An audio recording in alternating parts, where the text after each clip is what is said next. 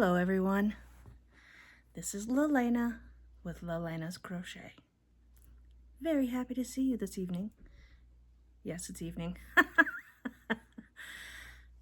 I am gonna just sit around and do a couple things, and I thought I would have you join me, because why do it by myself when I can have you with me? So my computer is back here. Let me grab it. I had cupcakes last night and I'm gonna throw my package away. They were delicious. They're like those little petit fours. I don't know if you remember those when you were a kid, that you'd get them from like Swiss Colony or whatever. And they're just the little squares of cake that had the hard shell frosting over them. So yeah, they're just Hostess mini cupcakes.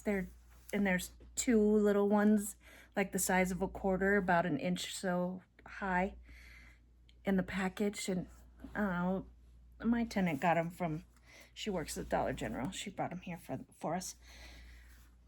She spoils us rotten. So I am gonna load my computer out. I was knitting yesterday. Yeah, see, I'm frustrated just thinking about it. I was knitting yesterday on my Finally Fall shawl for the knit along with Lynette from Charm Grammy and Lenan from Nina's Knots Crochet. And I had run, where is it? I had run my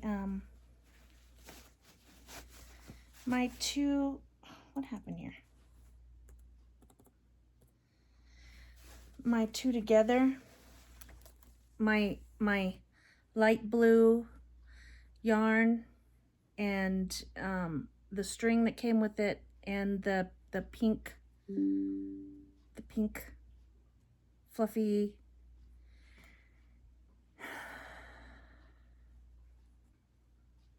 I was not happy. Not happy at all. At all. It was very difficult to so today I just this yarn has like no yesterday, and I think you might find it interesting. What is happening? Just gave me a sinking feeling in my stomach because hey there,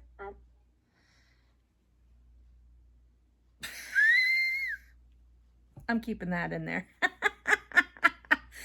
Anyways, I mean, I don't know if you can see the halo on that. And I'm a new knitter. And she calls for Fiberflux crochet. Fiberflux, whatever, I think that's what it is. Actually, I could look it up right now.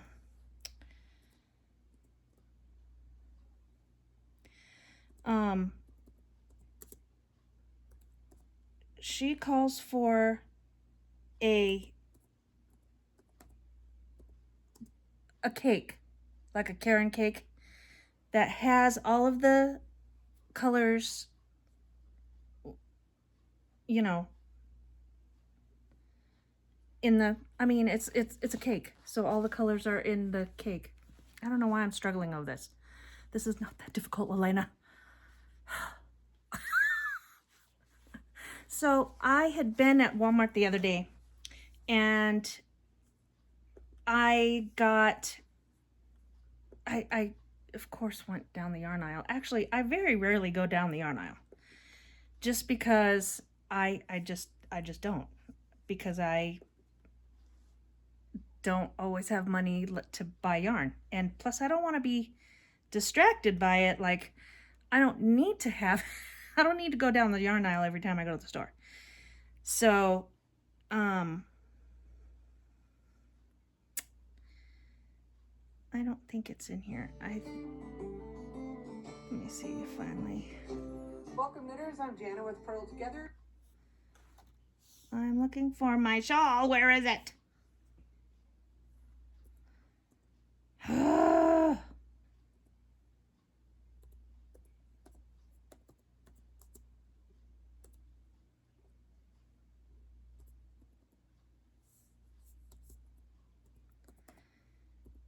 And yeah, I have, oh, we're calm. We're relaxing at Lelena's house. Anyways, I had found the, I found this mandala cake, and it's the bonus bundle. I know it's backwards for you guys, but it's not a size 3 yarn. I can't see. And yeah, calls for a 5mm hook and 3.75mm knitting needles, which is what this is going to be. But I do like, because she wants to do it, she does it with so that she does it with the cake so you don't have to change colors. And I really like that idea. I think that's it's really smart. What did she get? She shows me.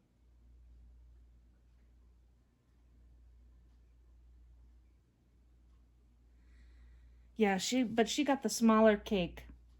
She got 5.3 ounces, and this is 10.5. So I might not have to use it all, because it is knitting, so you use less yarn. But I got this cake because it's pretty. It looks like a flower. No, I do like the cakes. When they're caked up like this, I think they're so pretty. I think variegated yarn is too busy for the cakes, even though, you know, I mean, I cake up my own yarn all the time. Because you just cake up your yarn. That's what you do. So that you have that, like, really, right here is an example.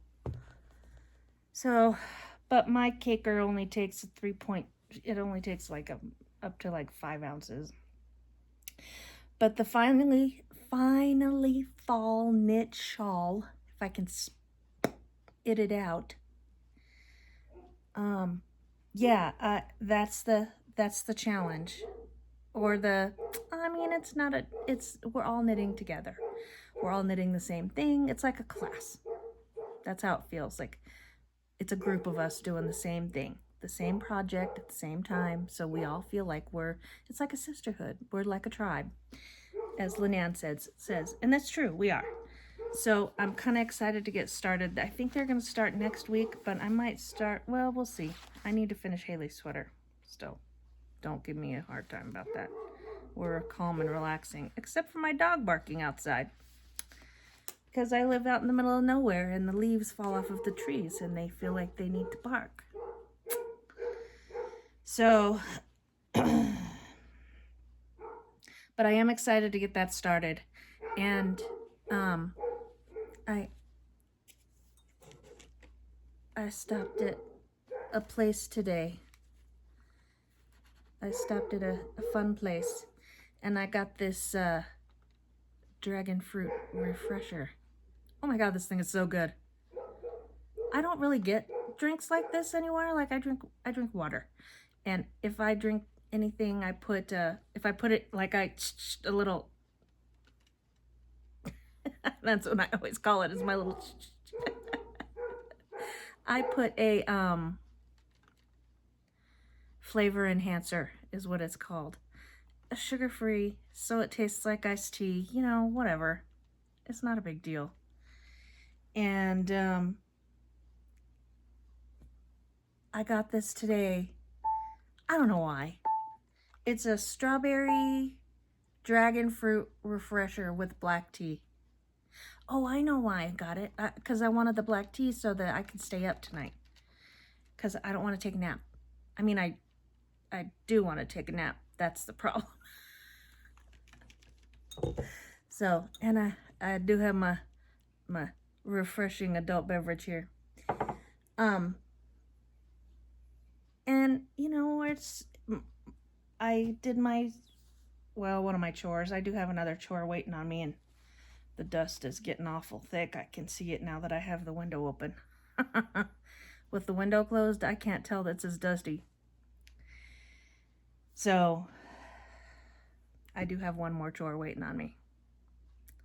I'm going to dust off the coffee table and the TV table and sweep the floors.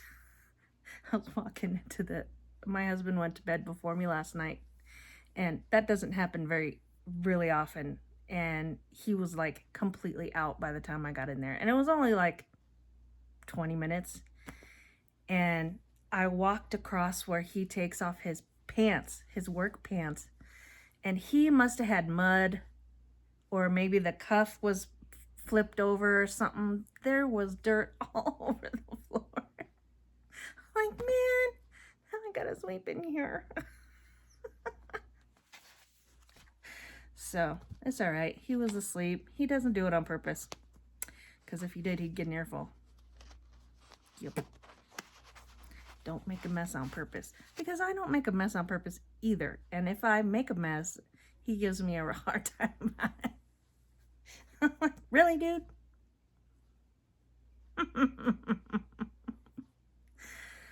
But, ooh, it was a day.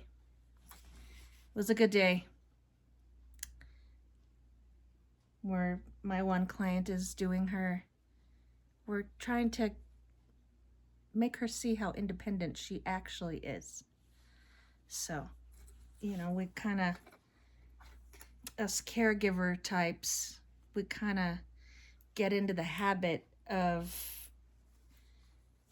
I mean, it's easy to just do things for them, for the people that need help, you know, extra help, like tying their shoes, or, you know, helping them sit back in their wheelchair, or, you know, getting them a drink or something.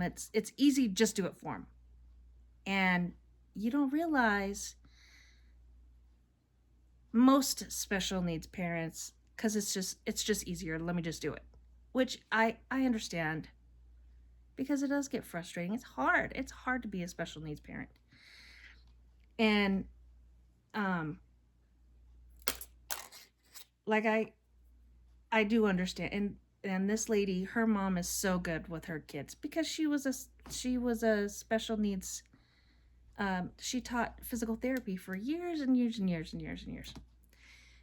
And so she knows how to not give in. But when it's every day and it's easy, and it's your kid, and so it's easy to just, oh yeah, let me just get you a drink of water.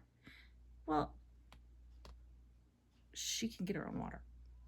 You just hand her the cup, because she can't reach the cup out of the cabinet, or have a cup within her reach, and she can grab it and get her own water. So, you know, there are little things that you just don't think of.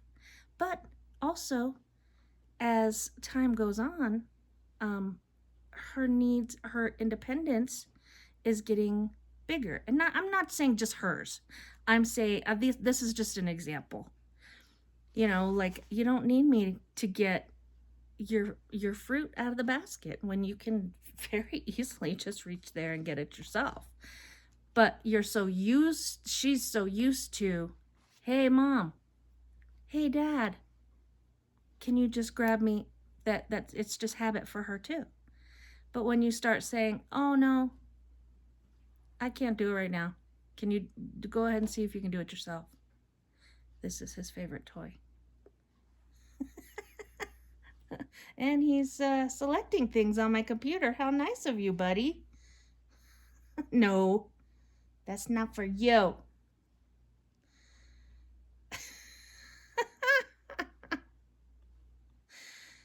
But, so, we're teaching her, it is okay for you to sit and do your own therapy on your own with your own therapist.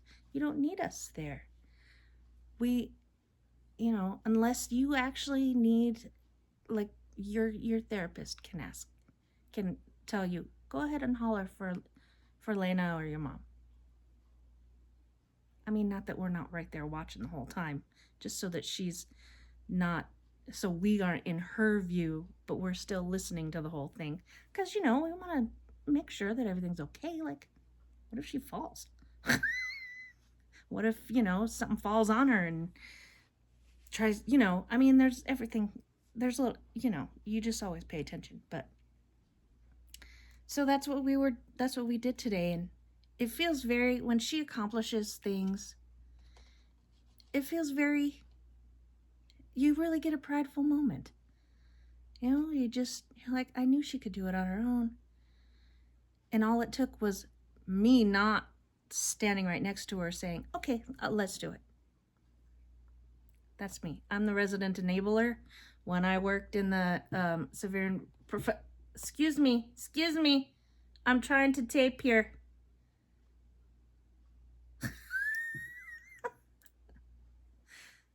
Come over here. When I was working in the severe and profound room, what is it? A multiple disabilities room at school, I was the resident enabler because I was not used to trying to let the kids do things on their own, And once I realized how it works, it didn't take me long, but I had already earned the label, so you don't lose that label. I had that label for like 15 years. Huh. Can you see a little paw reaching out every now and then trying to get it? Boom, boom. Yeah, this is his favorite toy. I'm a terrible mom. But anyways, so that's why it was a good day. We watched my client do amazing things all on her own. You get a lot of pride when that happens. Like, I knew she could do it,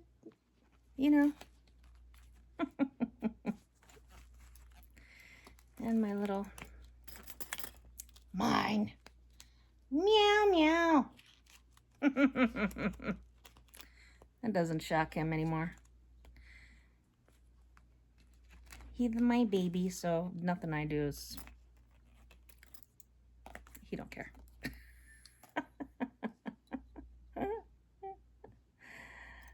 And let's try to see if I could take this apart. My daughter said that my other cat's medicine is ready, but now I gotta go to Tucson to get it. I don't want to go to Tucson, and she doesn't want to come down here. I don't really have gas money, neither does she. I guess we could meet in the middle, but she doesn't want to even go that far. Mine! Mine! Meow, meow! I am excited to get this started. This is the first make-along that I have been excited about in a very long time. The only other one is Critters Crochet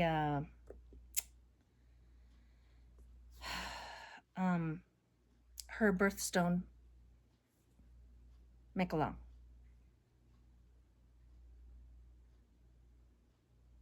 But she's taken a little hiatus because she's had a tragedy in her family, which is fine. I mean, I'm still gonna make it eventually when she can handle, things again. I mean, life is hard sometimes. So, and it is okay for you to not be okay. What is that on me?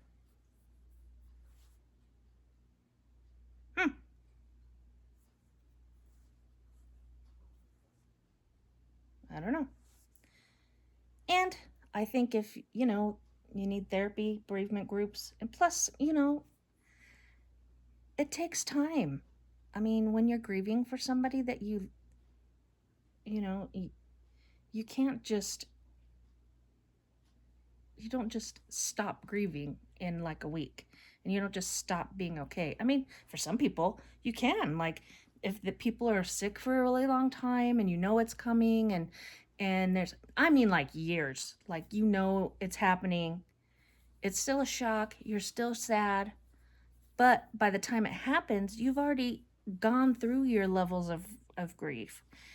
So, you know, it it's not that it doesn't take as long, it's different. Or if the person is really old, you know, you're still heartbroken, but they lived a long life. You know, if the person is young and it's just all of a sudden and you had no clue. There was no warning. All of a sudden, bam, you're drop dead. Well, that it happens, and it's terrible, and it affects families in ways we cannot understand. Because in, you know, families, they have more things to take care of than just that one person. They have the rest of the family. They have parents. They have siblings. They have, you know, I mean, they have lives. So it's hard to handle everything on top of your grief. Believe me, I know. I know. It's that is one thing my kids unfortunately my kids learned early on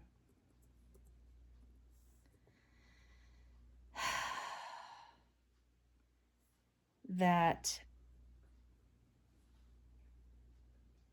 grief is something that you just live with. It's something that happens all the time. You can't avoid it. It doesn't go away. It's different for everyone, and they know that. Each person's experience is different, even within the same family. And and everybody handles it in a different way. And they've unfortunately learned that. They learned it very young. So by the time if someone passes in their father's side of the family, by the time it comes to the funeral, especially the older people, even if they were close to them, they've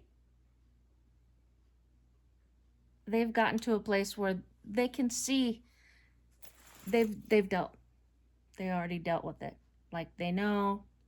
So outside of the immediate people that are grieving, my kids are like back here talking about how they were joking and goofing off with whoever it was, and I'm like, guys, shut up.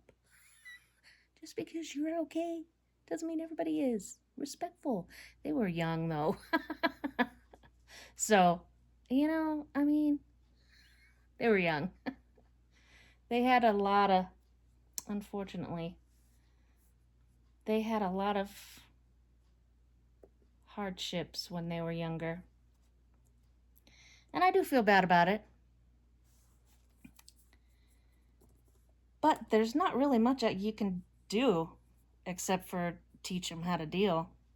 And I think we did that. My ex-husband and I were pretty good about, okay, well, I was pretty good. He only has one reaction pretty much. About, you know, letting them deal with their feelings, how they dealt with them. So.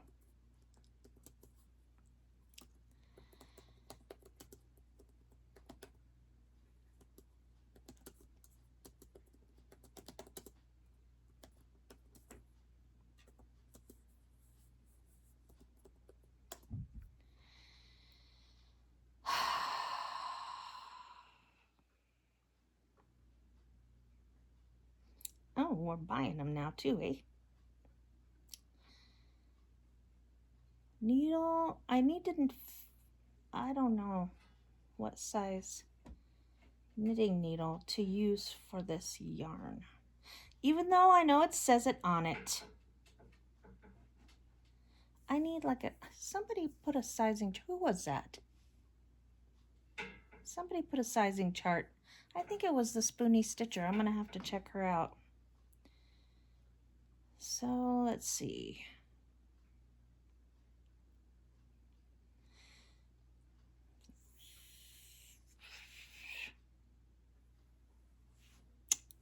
Okay. I think it's a 4. What does the yarn say? Where'd it go? Over here. It said a 5. Maybe I'll just use a 5.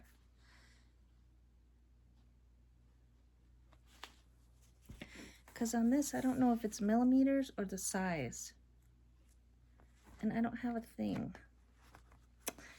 I don't got the thingy. Because see, these look awful small. But it's in the 5 spot. So who knows? But I will figure it out and let you guys know. Man, this was a long video, even though I didn't really do much.